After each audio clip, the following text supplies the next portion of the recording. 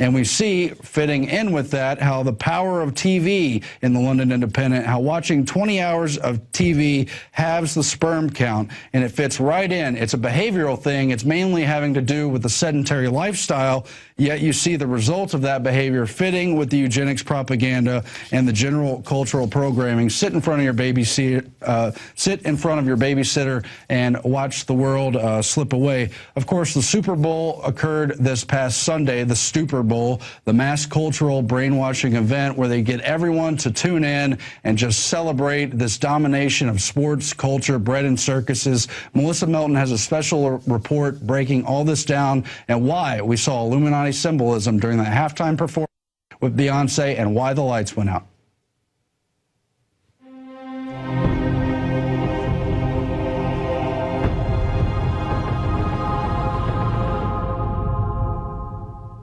I'm Melissa Melton reporting for InfoWars Nightly News. The day after the Super Bowl, the top story on Yahoo.com was, did Beyonce flash an Illuminati sign? Next to a picture of Beyonce making a pyramid hand symbol, the article goes on to say, according to legend, the Illuminati are a tiny super-secret cabal of influential individuals who have shaped the course of world events. So it makes perfect sense that Beyonce would flash their triangle sign to one of the largest viewing audiences in human history. What better way to preserve a secret? That's a definite possibility. Founded by Bavarian professor of law Adam Weishaupt in 1776, the Illuminati is considered the most notorious secret society, a sect bent on manipulating reality and dominating through a world government. These so-called illuminated ones have been referred to by some as Satan's elite, whom they worship. Their symbol is a pyramid to illustrate the idea of a top-down societal control system, and the pyramid features an all-seeing eye, or the eye of Lucifer. InfoWars has reported extensively on the history of the Illuminati, their birthplace, their prevalence in popular culture, music, movies, and their intent to dominate the world. While the article's language seems to sarcastically play off Beyonce's hand gesture as no big deal, this isn't the first time we've seen questionable symbolism at the Super Bowl. Look at these screenshots we've got from last night's Super Bowl performance by Madonna, and then you can also Google image search for yourself and type in Baphomet. And of course we see that Madonna is dressed up as Baphomet. She's sitting on the throne of Baphomet. She's got the horns. Later on, she's got the hand gestures of Baphomet. And this is the idol that the American people during Super Bowl halftime show are being told to worship. So who's Baphomet? Baphomet is an idol used by Satanists to represent the devil. This also isn't the first time we've seen questionable symbolism from Beyonce. The pagan deity Baphomet, a figure revived in the 19th century as an idol for Satan worship, has been prominently featured in her videos and album artwork, and she even wears a Baphomet ring.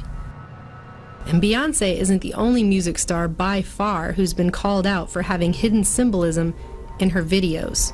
The Yahoo article claims that Beyonce is merely supporting her husband's record label, but if this symbol is a diamond and not a pyramid, why are he, Beyonce, and other stars seen looking through it with one eye? In addition, let's analyze this shirt sold under Jay-Z's clothing label. It again depicts the pyramid hand symbol with the all-seeing eye atop it, and 13 rays of light coming out of the sides, encircled by a serpent and other smaller symbols with the tagline, Masters of the Craft, at the bottom. Jay-Z has also had some interesting critiques of hidden messages in his music as well. Jay-Z, H to the Izzo, V to the Izzy, Jehovah God, that's what he calls himself. We just happen to come across a very disturbing song by brother Jay-Z, and has a backwards message in it, and we had to reverse the song and play the song backwards.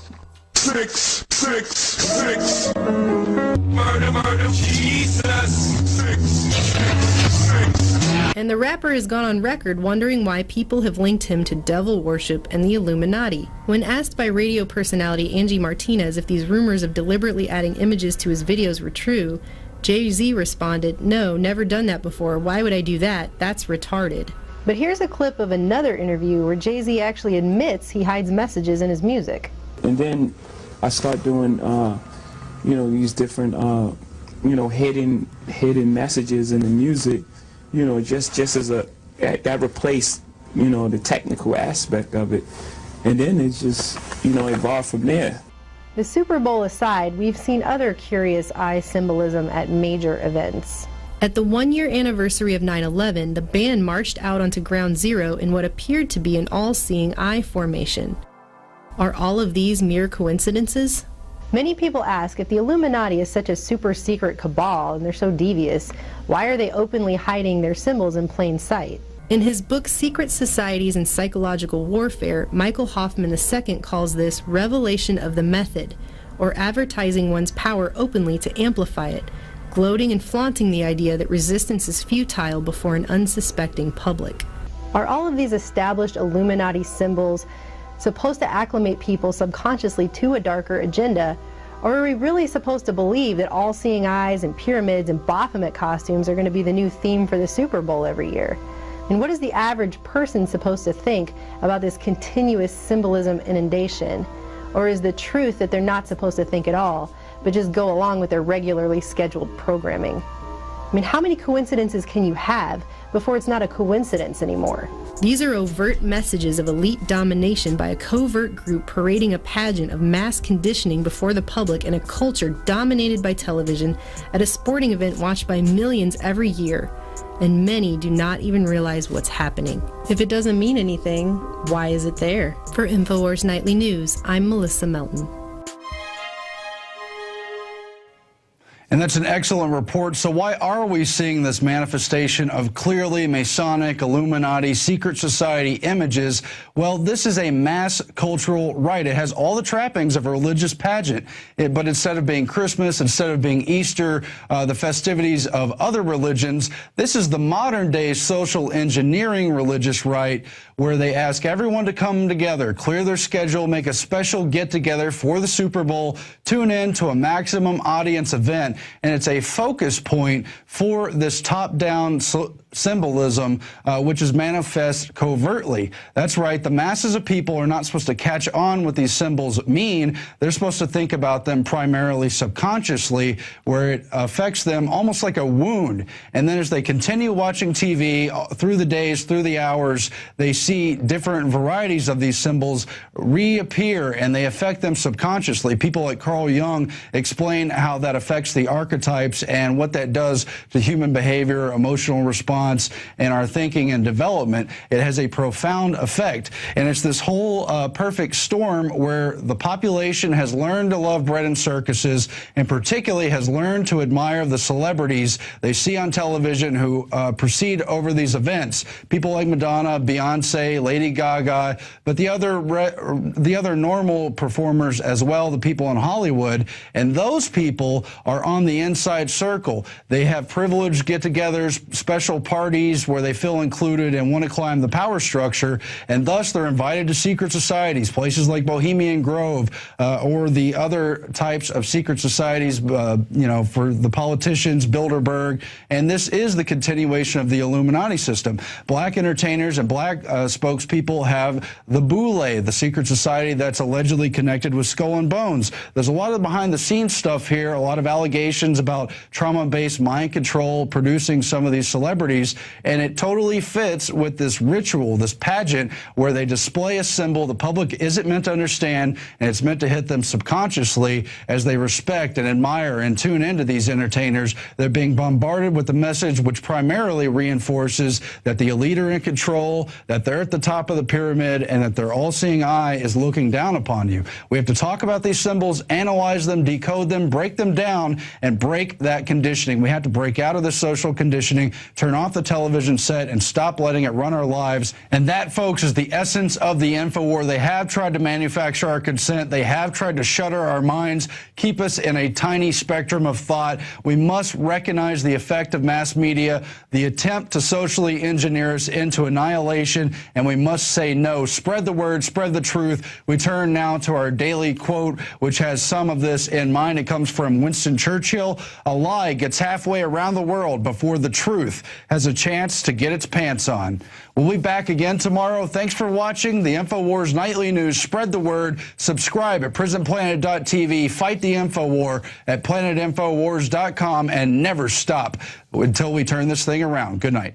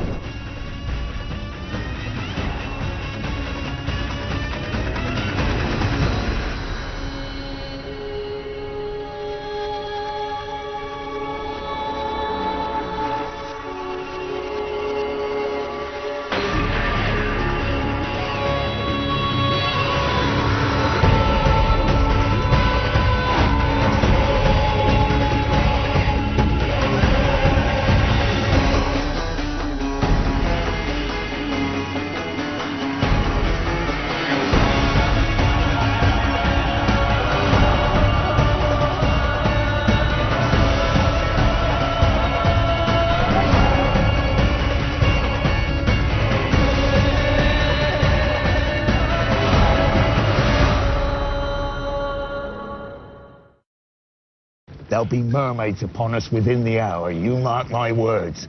And we're the bait.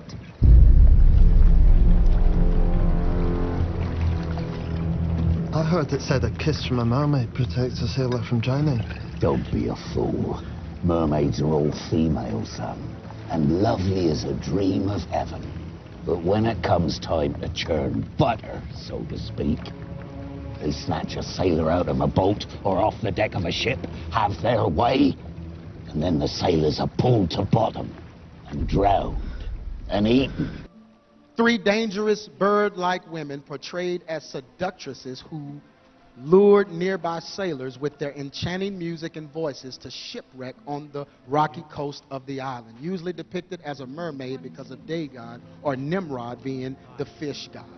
Do you understand what I'm saying? So this is where we get the mermaid. She would make a sound that was so beautiful, and then she would be so beautiful until the men that were navigating their ships would hear the sound and begin to follow after this sound, and then they would crash their ships into the rocks and they would be destroyed. My heart is pierced by Cupid. I disdain all glittering gold. There is nothing can console me but my jolly sailor boat. My heart is pierced by Cupid. I disdain all glittering gold. There is nothing can console me but my jolly sailor boat.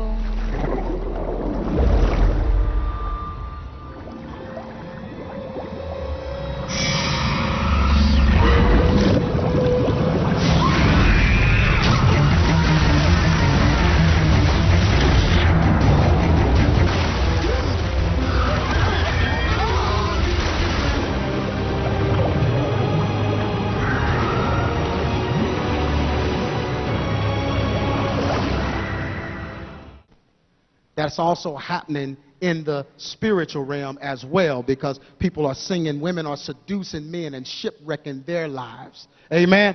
Shipwrecking them. That is why Jesus Christ is our lighthouse, and he leads us in to safety. Amen? Anybody use Jesus as a lighthouse? He leads us into safety.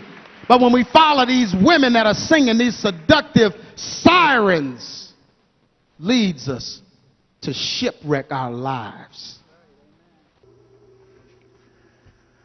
Walt Disney's writers and filmmakers have always been known to repackage stories that were originally depicted as being evil, occult, or demonic, and Disney presents them as innocent love stories. In this case, the sirens, or siren, Ariel, the Little Mermaid, travels the ocean surface to watch a birthday celebration on board Prince Eric's ship, whom she falls in love with, but shortly thereafter a storm comes and shipwrecks the celebration.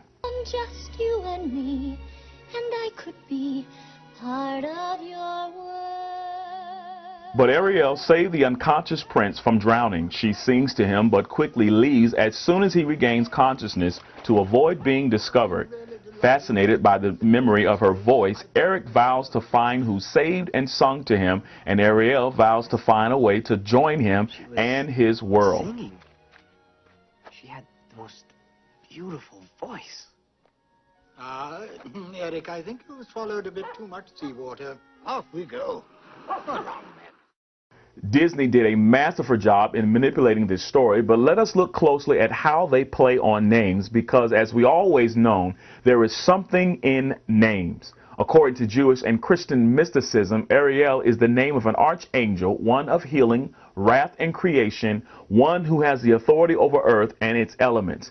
It is also identified as a cherub, power, and principality. In Thomas Haywood's writings, Hierarchy of the Blessed Angels, Ariel is called both a prince who rules the water, earth's great lord. In other occult writings, Ariel is mentioned with elemental titles such as the third icon of the wind, spirit of air, angel of the waters of the earth, and wider of fire. I don't know how, but I know something's starting right now. Watch and you'll see. Someday I'll be part of your world.